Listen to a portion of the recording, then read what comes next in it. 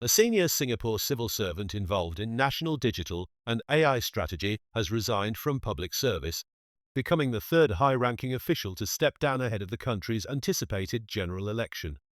Goh Hanyan, currently a director in both the Smart Nation Strategy Office and the National AI Group for Policy and Strategy under the Ministry of Digital Development and Information, will officially leave the public service on 3rd April 2025, according to a report by the Straits Times.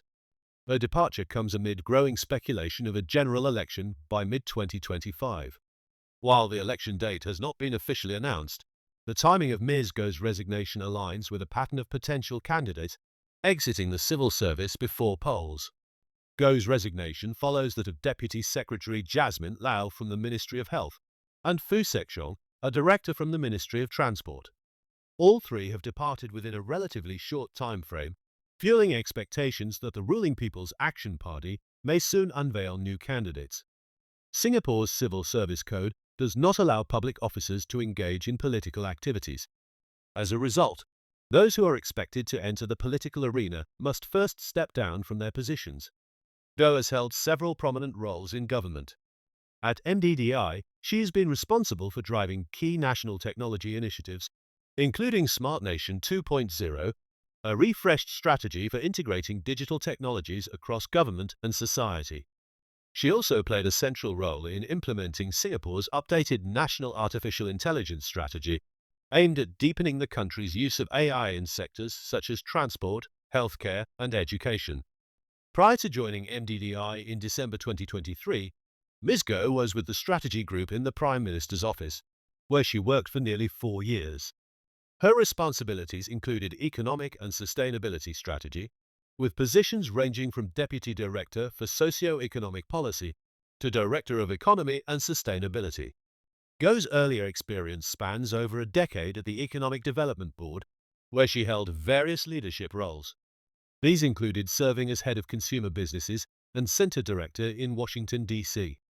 She also undertook a stint as Deputy Director of Strategic Planning and contributed to energy and chemicals sector development. In 2018, she gained private sector exposure as an MBA intern at Google Singapore, further expanding her credentials in technology and innovation. Although Goh has not officially confirmed her candidacy or party affiliation, her profile aligns with the type of candidates the PAP has historically fielded, those with strong public service records and notable professional achievements in policy and development. According to state media outlet CNA, Goh was spotted earlier on 17 March at a Meet-the-People session in the PAP Zhenghua branch, within the Holland-Bukit Timah Group Representation constituency.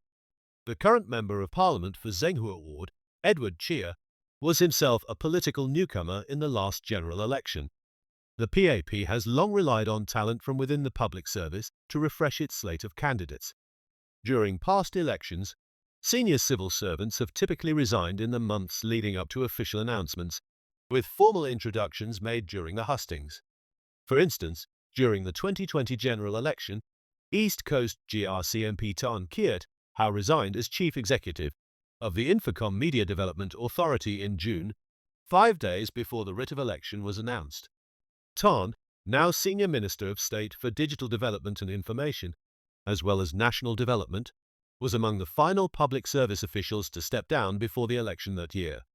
Political analysts note that early resignations from the civil service may signal an imminent unveiling of new candidates, especially if the election is to be called by mid-year. With signs increasingly pointing to a May 2025 general election, more resignations from the civil service may occur in the coming weeks, as potential candidates prepare for formal announcements.